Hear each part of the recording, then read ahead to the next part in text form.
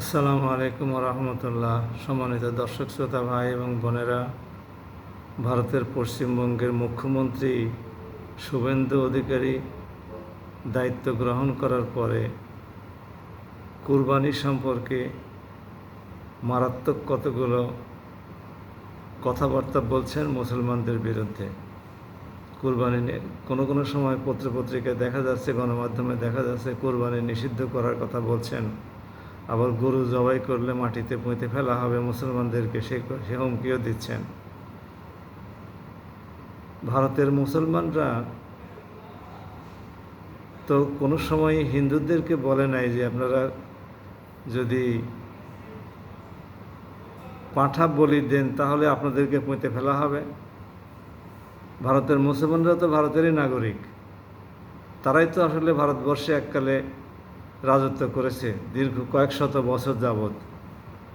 তারা তো সেখানে সংখ্যায় 40 কোটি, যদিও ভারত সরকার কম করে তাদেরকে দেখিয়ে থাকে তাদের অধিকার থেকে বঞ্চিত করার জন্যে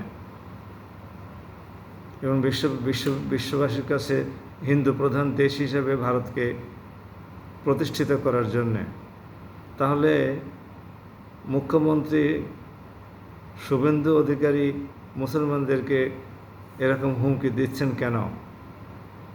এর ফলে আবার ওইদিকে মুসলমানদের পক্ষ থেকে বাবরি মসজিদের বিকল্প একটা মসজিদ পশ্চিমবঙ্গে নির্মাণ করার জন্য যিনি দায়িত্ব গ্রহণ করেছেন জনাব হুমায়ুন কবির এমপি, উনি ওনার নির্বাচনী এলাকার 2টি এলাকা থেকে এমপি নির্বাচিত হয়েছেন। উনিও আবার বলছেন যে আমরা এখানে কুরবানি দেব, কেউ পারলে ঠেকায় যেন।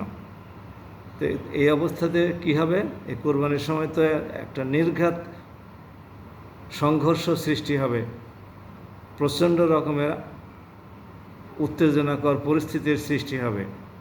এই অবস্থায় কি পশ্চিমবঙ্গের মুসলমান বা হিন্দু কারো জন্যই কোনো কল্যাণ করা হবে? ভারতের হিন্দুরা আর কয়টা বলি দেয়? মুসলমানরা তো সারা বছর ধরেই হাজার হাজার পশু জবাই করে খায়। তারা গরুও কোরবানি করে, গরুও জবাই করে খায়, খাসিও জবাই করে, মুরগি জবাই করে, মহিষ জবাই করে, দুম্বা জবাই করে, উট জবাই করে। ভারতে তো উট প্রচুর পরিমাণে পাওয়া যায়, বাংলাদেশে বরং সেই হারে উটের সংখ্যা খুব কম। তো মুসলমানরা তো সারা বছর ধরে কাটাকাটির প্র্যাকটিস করে, আর হিন্দুরা তো তা করে না।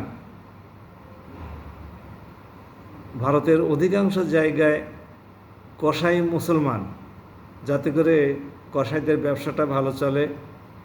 হিন্দুরাও খায়, আবার জবাই করা মাংস মুসলমানরা তো খায়ই। তো এই অবস্থাতে মুসলমানরা সারা বছর ধরে প্র্যাকটিস করছে কুরবানি করার, কাটাকাটি করার, জবাই করার। তো মুসলমানদের তো সাথে কি তারা এই কুরবানি করার, জবাই করার আন্দোলনে শরিক হয়ে সামাল দিতে পারবে? পৃথিবীর কোথাও পারবে? আপনারা কুরবানির দিনের অবস্থা দেখেছেন শহর এবং গ্রামগুলোতে, কিভাবে মুসলমানরা দা ছুরি এই সমস্ত নিয়ে কাটাকাটি করে। তাদের সাহস কত, বুকের কলিজা কত বড়! তাজা একটা দিব্যি গরুকে, মহিষকে, তারা খাসিকে তারা কুরবানি দিয়ে একেবারে মাংসগুলোকে টোকরা টোকরা করে ফেলছে। তো এই সমস্ত কাটাকাটির কাজে মুসলমানদের তুলনা তো পৃথিবীর কোথাও নাই। আমরা আশা করব ভারতীয়রা এই সমস্ত উগ্রবাদী কথাবার্তা বন্ধ করে বরং মুসলমান এবং অন্য সম্প্রদায়ের, তাদের নিজস্ব সম্প্রদায়ের লোকজন উভয়কে সাথে করে তারা তাদের দেশ গড়ুক। পৃথিবীর দ্বিতীয় বৃহত্তম জনসংখ্যার দেশ বা প্রথম বৃহত্তম জনসংখ্যার দেশ, সর্ববৃহৎ জনসংখ্যার দেশ ভারতের উন্নয়ন কিন্তু চায়নার মতো হয় নাই। ভারতের অর্থনীতি পৃথিবীর দ্বিতীয় বৃহত্তম বা প্রথম কাতারের দেশ হওয়া উচিত ছিল। তাদের বিশাল ভূখণ্ড, বিশাল জনসংখ্যা, কিন্তু এই সমস্ত রাজনীতির কারণে, উগ্রবাদী রাজনীতি, সাম্প্রদায়িক রাজনীতি, সংঘাতময় রাজনীতির কারণে ভারত এখন পর্যন্ত উন্নয়নশীল দেশের তালিকা থেকে উন্নত দেশের তালিকায় উপনীত হতে পারে নাই। এগুলো ভারতের পরিত্যাগ করা উচিত এবং উন্নয়নের পথে সকল সম্প্রদায়ের মানুষ, সকল ধর্মের মানুষদেরকে একীভূত করা উচিত। আমরা আশা করি ভারত সংঘাতহীন থাকুক, শান্তিপূর্ণ পরিবেশ বিরাজ করুক, রাজনীতিতেও সহনশীলতা বিরাজ করুক। সবাই ভালো থাকুন। আসসালামু আলাইকুম।